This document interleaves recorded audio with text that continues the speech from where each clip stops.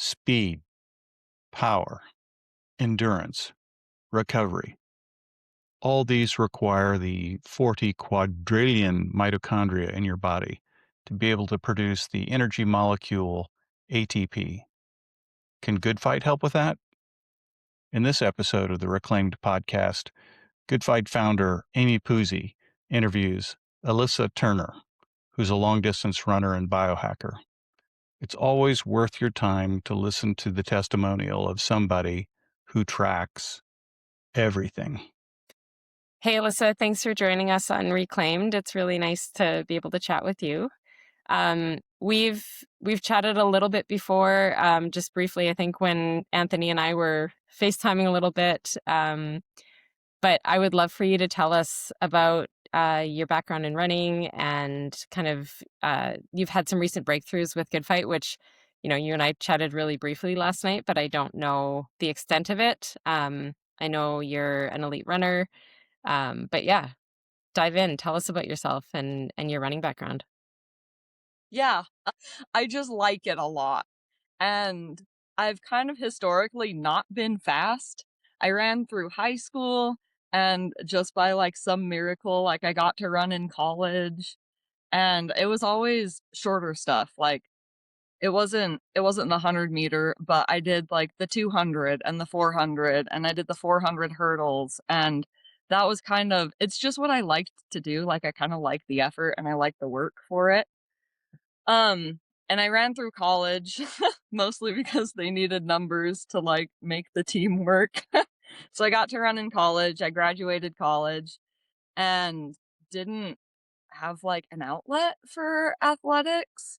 And I just kept running. I just like ran because I liked it. I do a couple miles here and a couple miles there. And sometimes I'd have some bigger weeks, but bigger mileage weeks for me back then was like 40 miles a week and just kind of casually ran because I have almost a compulsion to like I just like it. It makes me so happy and I love the outside and like I just like to run. And so I just kept running. And last year, so February of 25, I think it was. Yeah, I did my very first half marathon. It was my longest race ever. I was really nervous, I was really excited, and I did it and thought, "This is the coolest thing I've ever done in my life." And that kind of, like, kicked off back into, like, competing stuff a little bit. Because after college, like, I didn't do 5Ks, I didn't do 10Ks, I've never raced a 10K. And I just, like I ran because I liked it, and then I did that half and was like, "This is awesome!" And got to it kind of just, like, kicked everything off.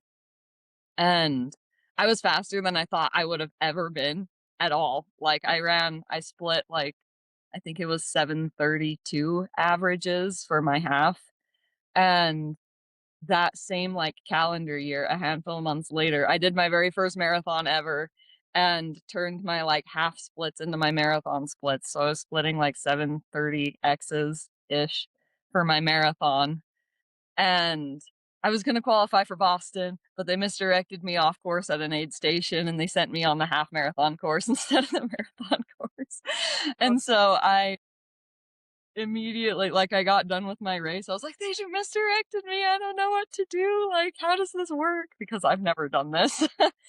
And said that, like, it didn't count, I technically didn't get a time, like, for that race. So I, like, the next day was like, "What's the next one that I can do?"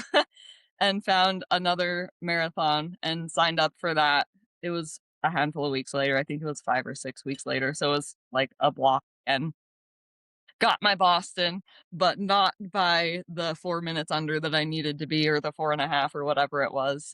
But I loved it. And so that's kind of my, like that like, last year was really my introduction to long distance stuff, and it's becoming my favorite thing in the world. And right now, I'm getting ready for, uh, a Spartan Ultra in Montana.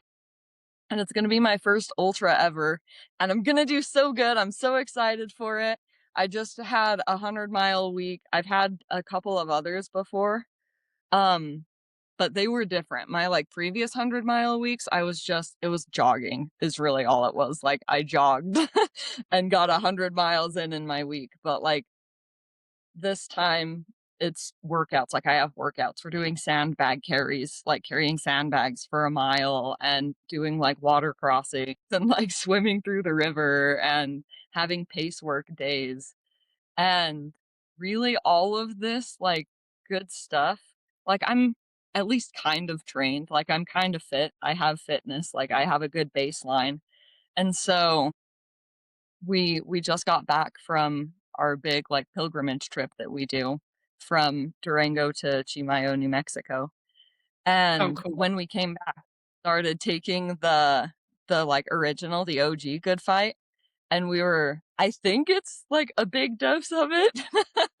I don't really know all of the science behind it, I just kind of have, like, my subjective experience, and it was once we came back and started, like, taking higher doses of this, and everything just started to, like, click into place, like, my pace work. I'm, like, inexplicably fast right now. I was doing pace work that was gonna be what was, like, projected for like lactate threshold, like an hour race pace. Mhm. And I was running 50s and I was like, this feels so good. Like, this isn't really like hour race pace for me right now, I don't think. So I'm like inexplicably fast right now. I'm a monster running up hills and I just have this like pull and I'm recovering fast. My 100-mile week didn't ruin me. Um, I tend to wither away like, I just like my clothes, like, get loose and baggy, like, as I pack miles on, and, like, that didn't happen this time. Good. And so, like, gaining, like, body mass and I'm recovering and I'm fast and, like, effort feels good and it doesn't feel as draining as, like, it normally would. And we're at elevation too, like, are, like we live at 6,800 feet, and so we're training 6,800 feet and above all day, every day, and I'm just kind of like, I'm a monster right now. I'm inexplicably fast and fit, and I my, like, caffeine and stimulant intake has cut more than in half. I'm taking, like, order of the stimulants that I would take. I'm perky, I have energy, I'm, like, uplifted. And it's not because I've added stuff, like, I've taken stuff away even. The only thing that we really changed was that, like, I started taking Goodphyte in the mornings on, like, a big dose. We're taking, like, 3 or 4 of them in the morning, and then we take, like, one-offs throughout the day as we, like, eat foods and snacks and stuff. And that's really kind of the only thing that has changed. And I log all of my stuff. Like, I took this here, and like this was my run, and this is how far I went, and these were the shoes that I wore, and this is how it felt, and this is the stuff that was good. And um, yeah, so it's not because I'm adding things. I've taken stuff away, and the only thing that's really changed or been added was like I'm on Goodphyte now. So that's I just want to back up a tiny bit. So, number one, you've increased your mileage a lot. The Mhm. pilgrimage run, how long was that one that you guys just got back from? Because that would have taken a lot to recover from as well, right? Like normally you Yeah, take some time off. uh, yeah, we were on the road for I think 9 days. When we stack people and, like, we take people with us, we do it over 2 weeks, but because it was just us 2, we kind of ran as much as we wanted to, but it is 250 miles from, like, our door to the Santuario de Chimayo. Um, I still clocked in at, like, 70-mile weeks for it, like, average, and so I was doing, like, anywhere between probably 8 and 12, 13, maybe 14 miles a day, just kind of and we just relayed a bus, like, I would start and I would run, and I'd pick up the bus and I'd drive the bus, and Anthony would run, and so we relayed the bus back and forth, but I did, like, 70-mile weeks. It was my first week of my block, I think. Time is passing very quickly. but I was doing 70-mile weeks, and then I bumped up and had an 85-ish mile week, and then I had a 100-mile week, and now I'm deloading off of that. I'm probably gonna have like a 70 to 75-mile week right now, and then next week is my taper. But I've never had such an easy block, and this is my highest mileage block that I've ever had, and I just feel good. That's amazing. I mean, It's one to add mileage and not be wrecked, and then to add speed and not be wrecked. And I didn't catch, you said that you're running race pace more effortlessly. Is that what you said? Like you were running, can you tell me again what the pace was? Yeah, I was doing right now because I'm doing ultra stuff, Mhm. my pace work it's slower. So my like big pace work days where it like actually kind of matters, I'm doing like 8:10s to 8:15s for like 7 to 10 miles. Like I'll do a 2-mile warm up and then somewhere between 7 and 10 miles at an 8:15 pace, an average of 8:15, and then just however many miles I have left for my day to close it out. But I have 2 days of pace work. So I have my, like, day that kind of matters, which is my, like, slower stuff, those 8:15s.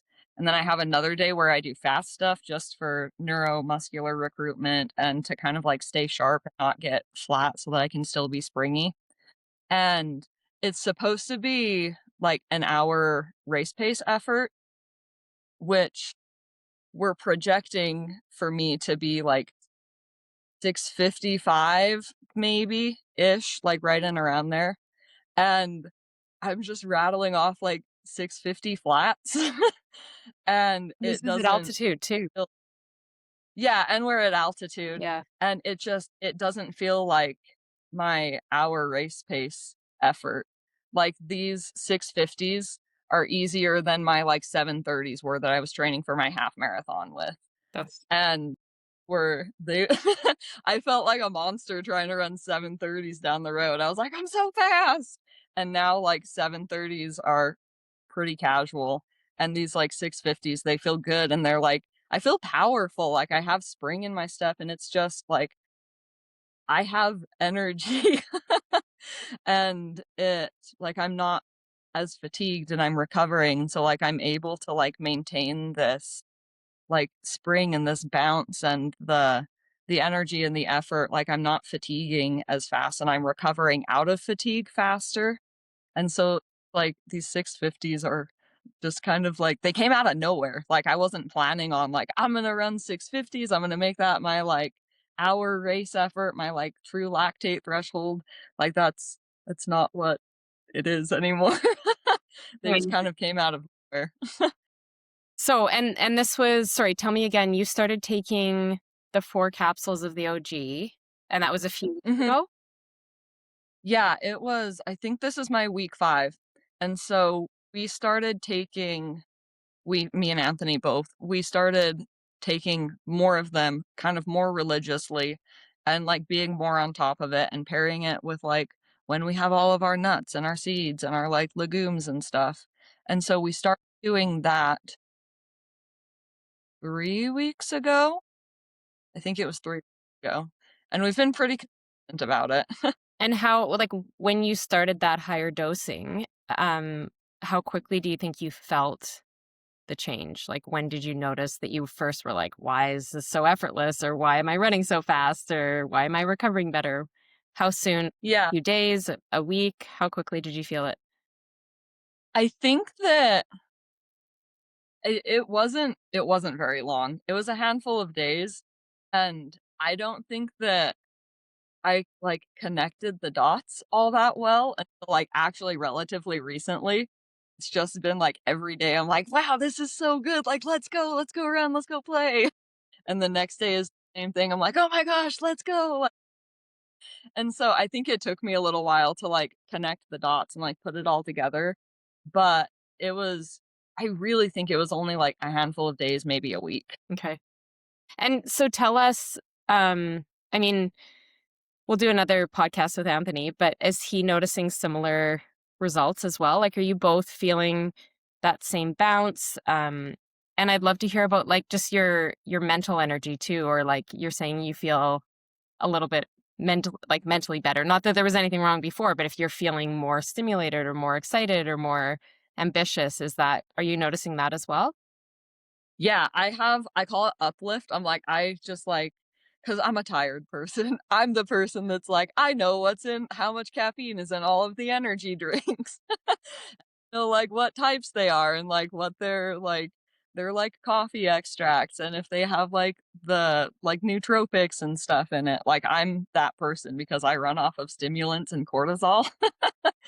And so, like, I don't like, my pre-workout has 100 milligrams of paraxanthine, so it's not even, like, caffeine. It's, like, a caffeine metabolite, and I don't take it every day.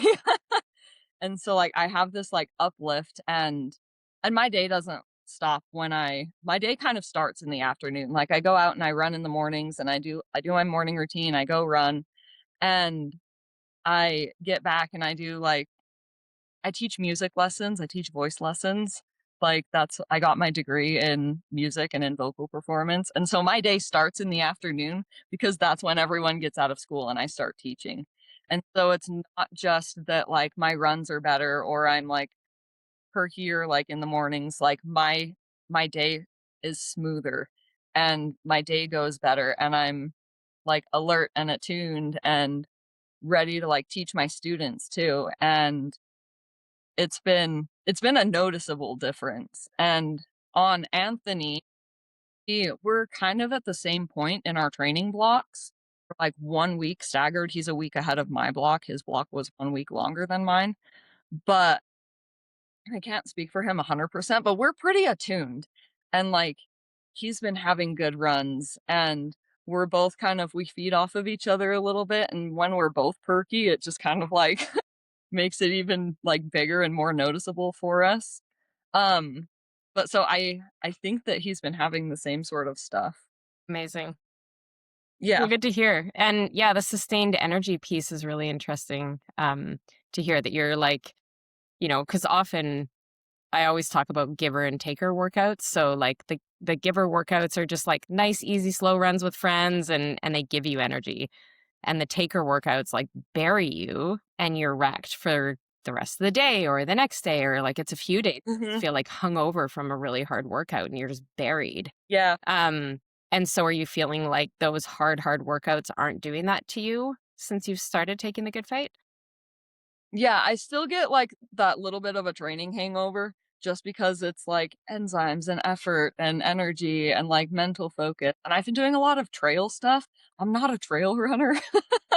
And so, like, I'm learning how to be and just, like, foot planning and, like, watching for rocks and roots. It's a lot of, like, mental focus and mental energy, and so I do still get, like, a little bit depleted, but it's not for, like, days at a time. And it's not that, like, I'm beached on the couch when I'm done. Like, I I just, like, snap back a little bit quicker, and so I do still have that, like, ebb and flow, but it's not these, like, really high highs and these, like, really low, like, drops in energy. It's my, like, sine waves are a little bit smoother and a little bit flatter.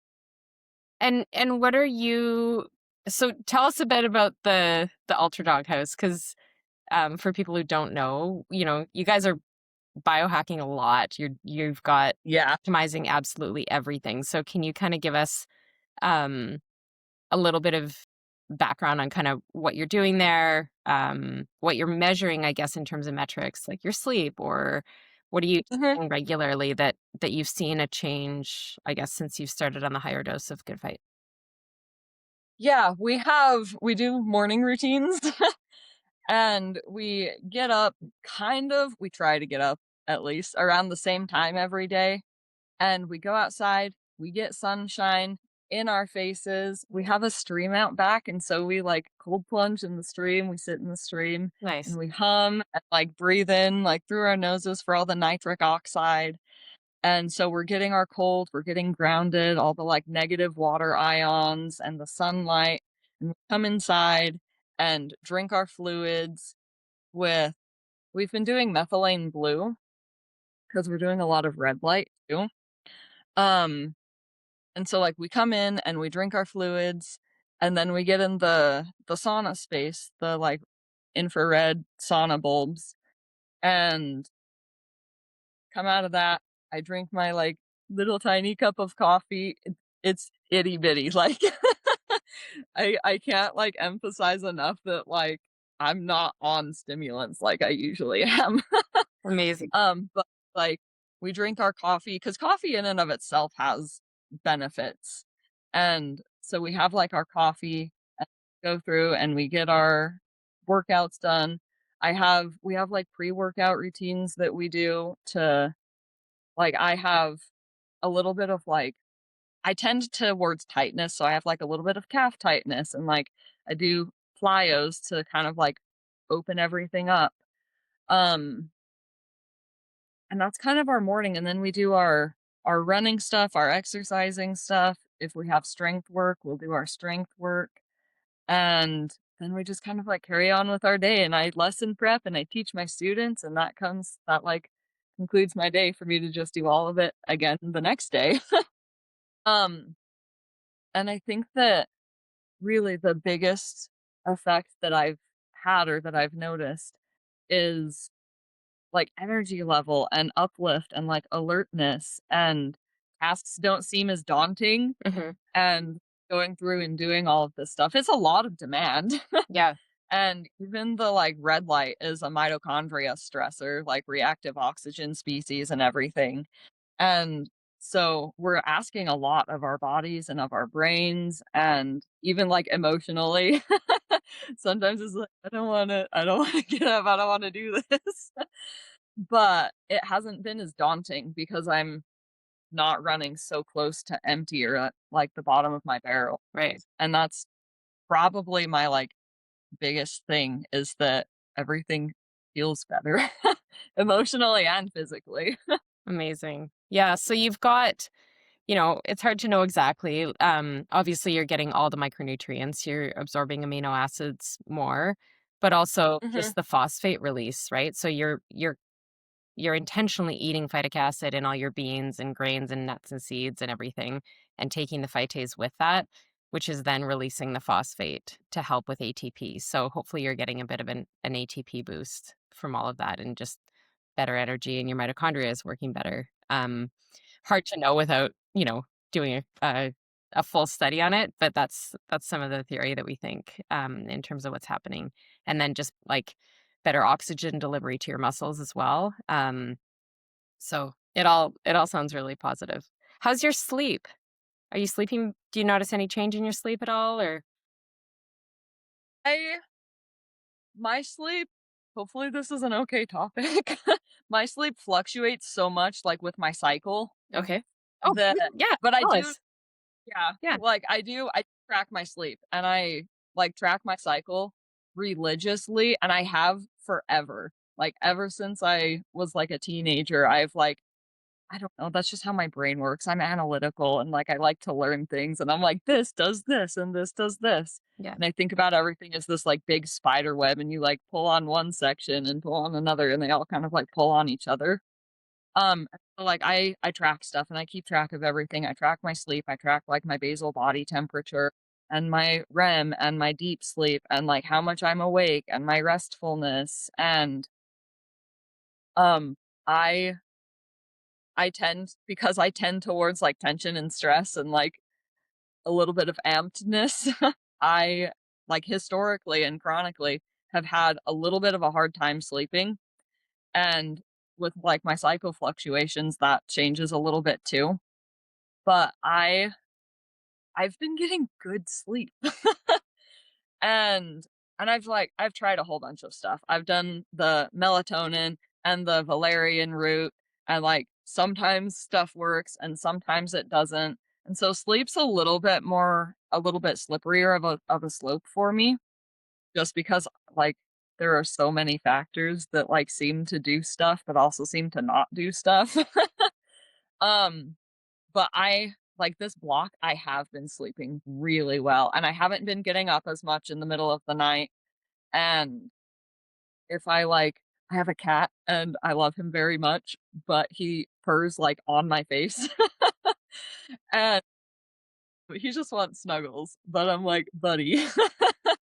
But typically, like, if he wakes me up for something, I'm awake, and I, like, grab him and, like, stuff him under the blankets and, like, pet him until he falls asleep so that I can fall asleep again, and it takes a little while, and I've been falling back to like a champ. Like, it's this, like, just little tiny moment of being awake, and then I'm right back to sleep, and it's been really nice. Amazing. And so yeah, that would Yeah. be like we hear this quite a bit with people that they sleep a lot better. And we think it's probably the improved magnesium absorption, because if you're not absorbing magnesium, then sleep's going to be even more difficult, right? So you're just getting a lot more of that like relaxation and restfulness, and then obviously better recovery, right? So you're going to wake up feeling a lot more rested. Part of the clinical trial that we're doing right now, people are saying that they wake up feeling a lot better and more rested from even sometimes shorter sleep. And I know myself, sometimes if I only get 5 or 6 hours, I still have really good energy through the day, which is nice, right? Because that that's life. Sometimes it happens and you just can't sleep more than 5 or 6 hours. So good to hear. Um, Yeah. and then, okay, so you've got this race coming up in Montana, and what is for I don't know Spartan races. I know ultras and marathons and all of that, but tell us, what does the race consist of? How long is it? Um, what are some of the other, like, sandbag carries, water crossings? Tell us about the race. Yeah, so it's have you seen, like, the Ninja Warrior stuff? Where they, like it's called obstacle course racing, Oh yeah. and yep, and so, like, that's what it is. The Spartan is, like, obstacle course racing, and they have different distances. They have, like and, like, really soft quotes for their distances. They call them Spartan distances because they're not really all that accurate Okay. most of the time. Yeah. But so they'll have, like, a 5K distance and a 10K distance, a half marathon distance, and an ultra distance. The ultra's 50K. And it has obstacles, so, like, monkey bars and, like, stuff with, like, climbing holds and dunk walls where it's this wall that's in a pit of water and you, like, go underneath it. You have to, like, get your face, like, in the water and stuff, and sandbag carries, or, like, they'll have barbed wire and you, like, crawl under the barbed wire. It's running with whatever obstacles they can really come up with, and they've got some standard ones that are, like, across all of their races, but they also have, like, some that are different. Like, not every race is the same, and not even every course is the same. So, they'll have like, race venues will host the, like, course each year, and, like, sometimes those aren't even the same, like, year to year, and don't release the map until about a week before the event, and so you're just kind of training for, like, grip strength and for endurance and muscular endurance, and the the 50K, the ultra that I'm getting ready for, I think it has 60 obstacles, um, but we're not sure yet what they are, So you just and have to so we've go been in doing blindly and train for, like, just be ready for anything and kind of whatever they throw at you. Yeah. mhm, and that's why it's because they have some of their, like, standard obstacles, and so, like, we know that we're gonna, like, do monkey bars probably a couple of times. We know that we're gonna have to, like, climb up over a wall or up over they call them hurdles. It's basically just a fence that you hop over. Um, and that we're gonna get our feet are gonna get muddy and our feet are gonna get wet, and we're probably gonna have to get our face wet. So they have, like, these standard obstacles. We're just not really sure what order they're gonna come in, where they're gonna be at in the race, if there's gonna be a whole bunch of them all together, or if there's gonna be, like, 6 miles of running without any obstacle. And so we're not really sure, like, what it looks like exactly. We don't really know what our, like, elevation profile is gonna be. We're assuming it's gonna be a lot. Um, but so we're kind of just like general like endurance, muscular endurance training with some like neuromuscular recruitment so that because it's gonna be like trail stuff. We're gonna be in trail shoes and like soft footing and probably a little bit technical at points. but we're just kind of like general training for like grip strength so that we can like hang on to stuff because like we will have monkey bars and we will have climber holds. Amazing. We're just not really sure exactly what it's going to look like. And where in Montana did you say it is? It's in Big Fork Okay. out by like Glacier National Park. So lots of elevation there Yeah. too. So yeah. Beautiful area. You're getting closer to Canada, so you should just make a trip up to Canada while you're while you're there. That's Come visit. day. Um, so in terms of your goals going into this race, let's say you win it. What happens after that? And then tell us about your next races and like what are your goals for the rest of the year? Do you have like if you were to say, okay, well here's my this would be amazing goal and then here's a realistic goal. Tell us about your like this would be crazy if I achieved this. Like what do you have on the plan? I'm so excited because this race is kind of gonna. I haven't raced anything this long before. And they've like Spartan has hosted a race at this like venue or like in Big Fork. I'm not even sure if it's going to be the exact same venue, but they've hosted here before. And really, the reason that I'm doing this race in particular is because I'm trying to get elite contender status for WTM, for World's Toughest Mudder. And it's obstacle course racing too, but it's a 24-hour event, and it's on this like 5-ish mile loop with obstacles, and you just do this loop until you don't want to do the loop anymore for 24 hours. And but I've never done this long before, and based off of previous times in this like Spartan at Big Fork, we're looking at like maybe an 8-hour finish because I think that it has like 7,000 feet of gain through it. And so it's got a lot of up and it's got an equal amount of drop because you start and finish in the same spot. um, but really what I'm looking for is elite contender status for World's Toughest Mudder and to see if I even like to run for this long. Yeah. Because if I don't want to if I don't want to play for 8 hours, I don't want to play for 24. And so kind of it's a little bit of a test to see just like if I like it. I think I'm going to,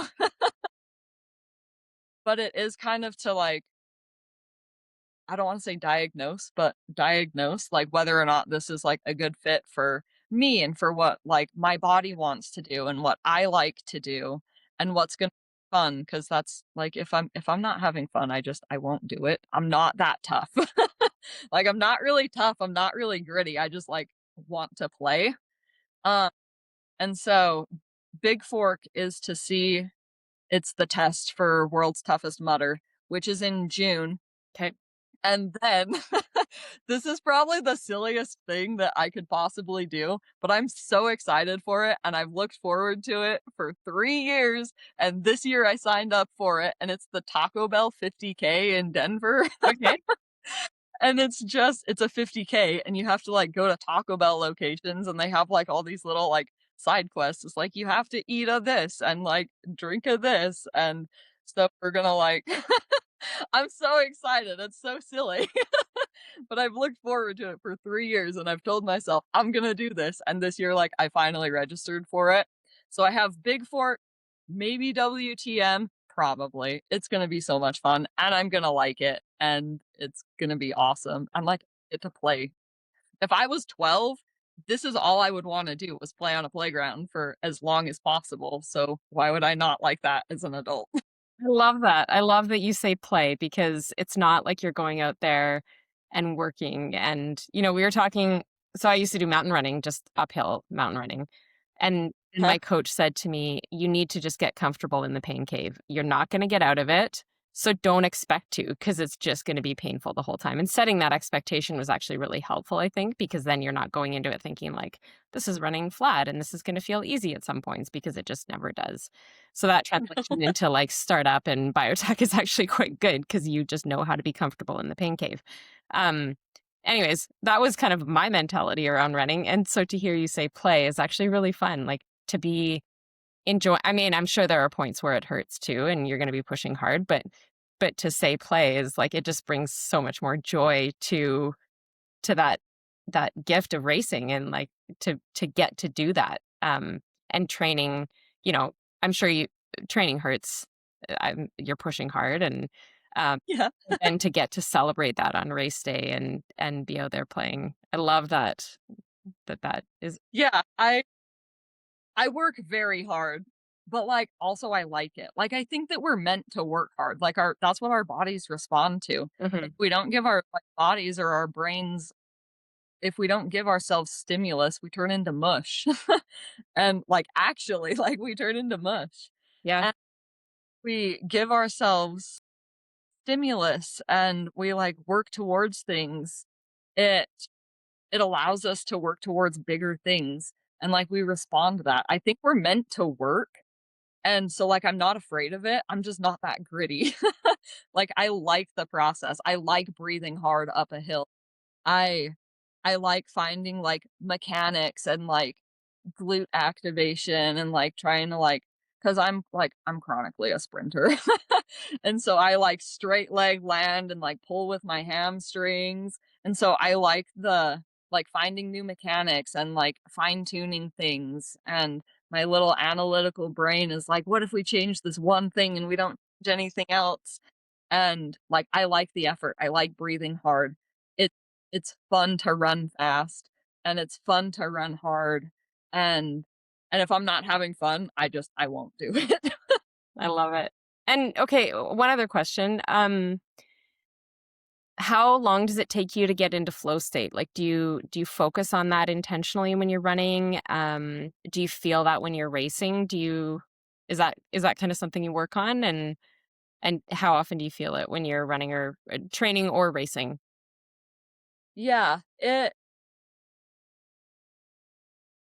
tends to happen more when I'm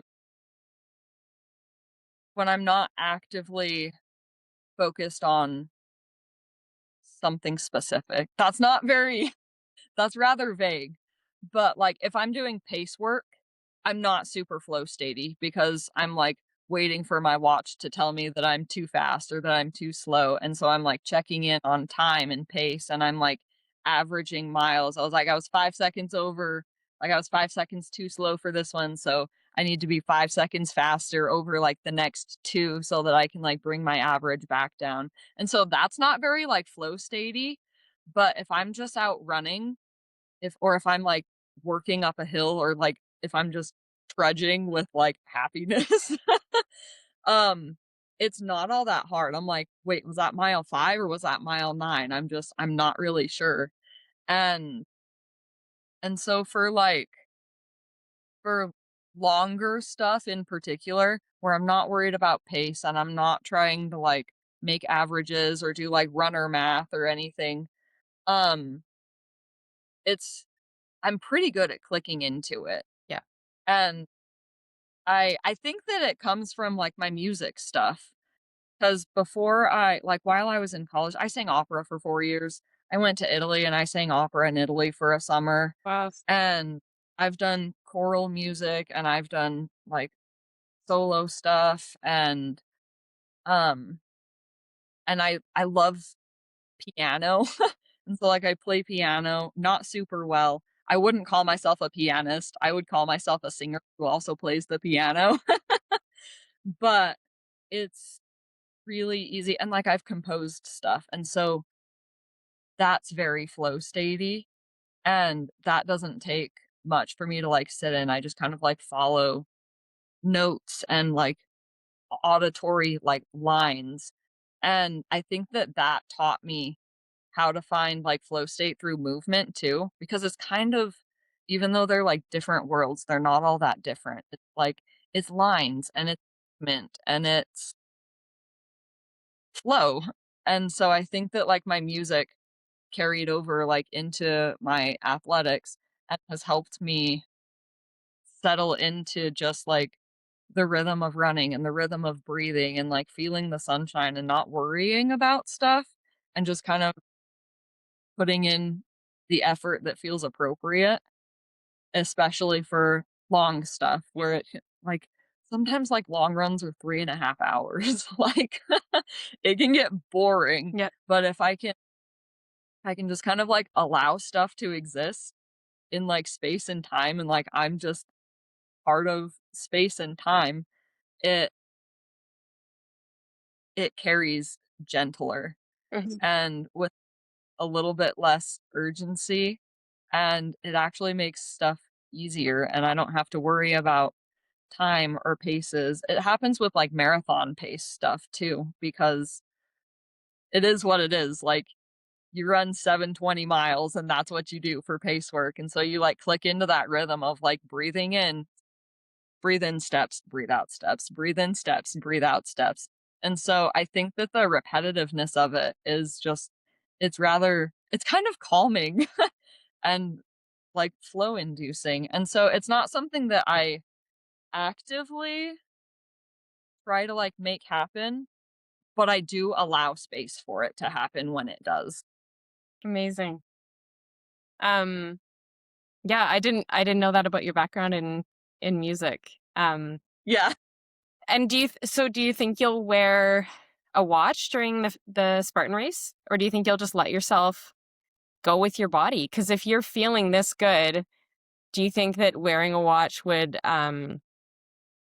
would you hold back if you're like, whoa, why am I running this fast? I better slow down, right? Because we've all done that. Like, why am I? Yeah. Why do I feel so good? I should probably slow down. Or do you think you'll just leave it like no watch and just go for it and just go on like body feel? I've been thinking about it because I'm not 100% sure. And I'm hoping that I have a couple of things that I'm hoping for. I'm hoping that I'm fast and I'm hoping that I'm durable. And I think I am. I think I'm both of those things, but I am a little bit worried about like a speed limit Hmm. because I don't need to be running like 7.5 minute miles for this when it's technical and downhill and uphill. Um, and so I'm not sure yet. I think I probably will wear a watch, mostly to look because I'll be able to see like where obstacles were. I'll be able to see like what took the most, like which obstacles took the most time, and like where my heart rate spikes and where my heart rate drops and what types of, and they're just like data points so that I can play with like the next time I do something like this, which hopefully is going to be in June for WTM. But it'll kind of give me an idea of during, or like even recovery, like I can kind of treat the obstacles as recovery from running, and I can treat running as like recovery from the like pumpy grip of the obstacles. And I think that that's probably what I'll use my watch data for, is not so much like, oh, like I'm going to average like these times over this like 32-ish miles. And it'll more be, this is like I was feeling good at this point and my heart rate dropped because I went through an obstacle and had recovery time. Or my heart spiked because I was like holding my breath going into the water and like got all vasoconstricted because it was cold. And then like my running was recovery out of that and my heart rate dropped. Or like going up a hill or going down a hill or like power hiking because I think I'm going to have to do some of that. And so I think my watch will be more like for data point Yeah. rather than I'm looking for. Um, I ran 100K, I'd never run more than, I think 60K was my longest in a day out in the mountains. Like it was just a fun run with friends, but lots of elevation. It's called the rock wall. And then I decided to do 100K in, I think it was 2020. And I just did like 10K loops, and it was a backyard ultra because there were no events at the time. Um, Mhm. and I I decided to take phytase throughout, and took it with my fuel as I went. So I was eating, and I had no idea what to expect.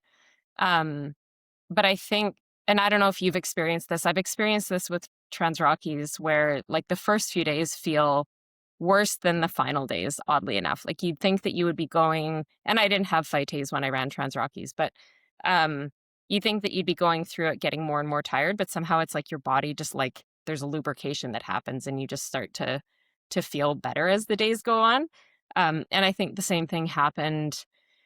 For sure, there were low points in the 100K, but I'm wondering if you're thinking of using phytase or if you've ever tried that during a run with your fueling to kind of keep your energy high, if that's part of the plan at all.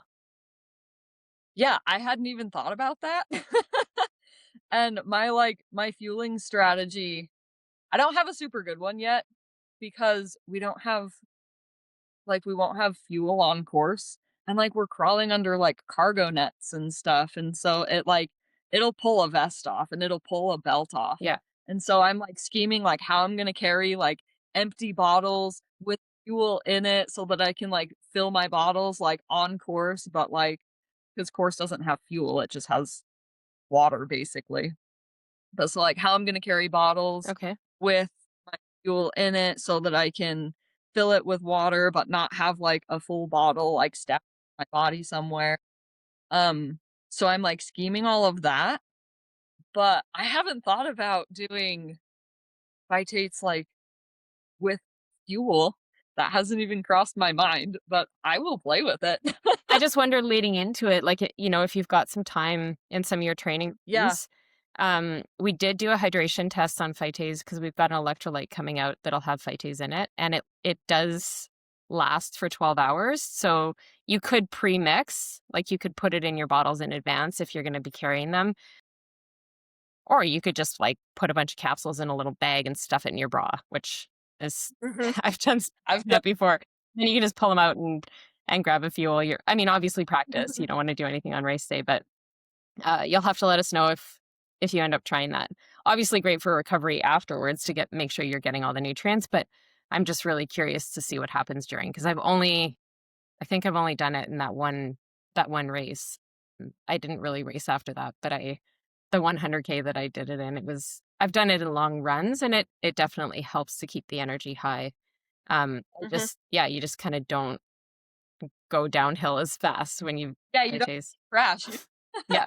The, like, peak crash. Yeah. I practice fueling anytime I do pace work days, and it's like gut training too, Right. Yeah. especially for, like, if I'm gonna be out for 8 hours, like, I have to be able to hold fluid, like, I have to be able to drink fluid and hold fluid so that and then, like, get moving again or stay moving, and so all of my pace work days, I do fuel training or, like, gut training, and is today Friday? Yeah, tomorrow I have another one because tomorrow's my 8:15 pace work day. I love it so much. It's gonna be so much fun.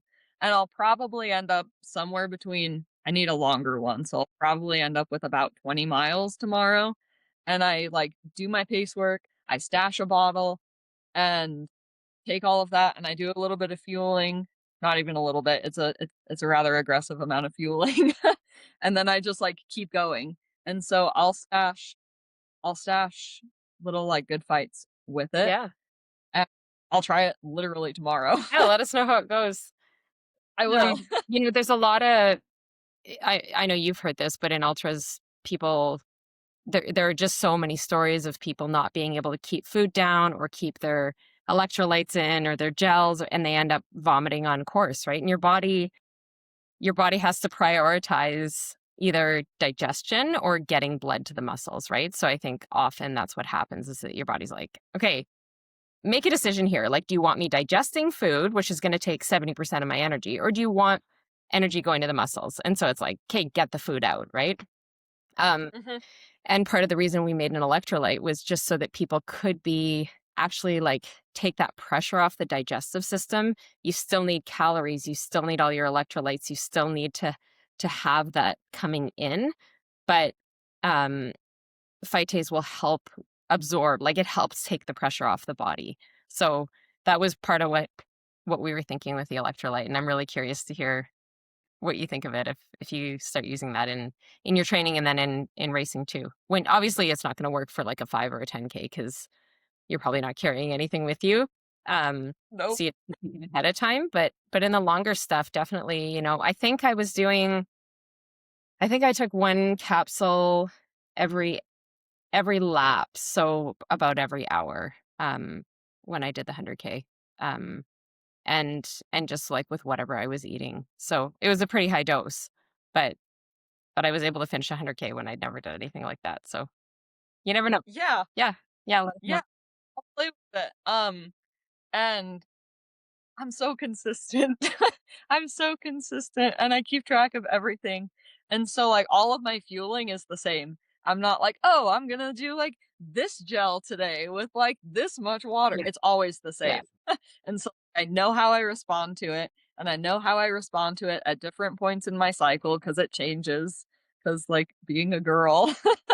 And so like I know how all of it feels at like basically any point in my life. And so if I something to it or if I take something away from it, like I'll know. And so I'll play with it tomorrow Yeah. and just see what happens. And it's going to be so much fun. Yeah.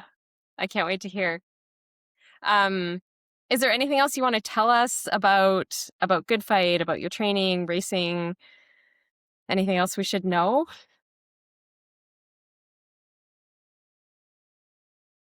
Think so. I think I was pretty thorough Yeah. in all of my stuff. Yeah.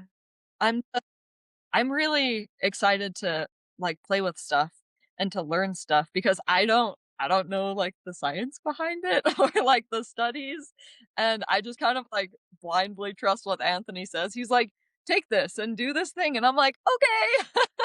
And it worked. and and it worked. And like I have like my subjective experience of it and I'm like, I just feel good. Like I feel good running up hills and like I don't dread workouts or like doing stuff and I'm uplifted and perky and I'm not a morning person and I kind of have been a little bit. I wake up and I'm like, "Let's go." um I love it. and Anthony kind of like deal with me. Well, But like Anthony it's says, like you are the pioneers, right? That's kind of the whole point of what you're doing there is you're pioneering all of this. So, um, I know I've sent him some of the science. It's fairly complex to get into it, but the fact that you're feeling this good is amazing, and we're just really excited to hear how your summer goes, how these next few events go, and we'll be definitely cheering for you. And um, I think you're just going to keep crushing it. And yeah, I mean, what we're seeing is just like the higher the dose, the better. There's no upper limit on phytase. Like the more you give your body, the bigger the benefits. So, um, yeah, play with it and let us know what guy then. happens. Yeah, amazing. Okay, well, thank you for your time, Alyssa. Good luck in Yeah, your next race. I know we'll talk before then. Reach out tomorrow and let me know how that goes. In your I will. run and maybe we'll do a follow-up closer to the end of the summer and hear how things went for you. Yeah, that sounds awesome. We're gonna have people through the house too.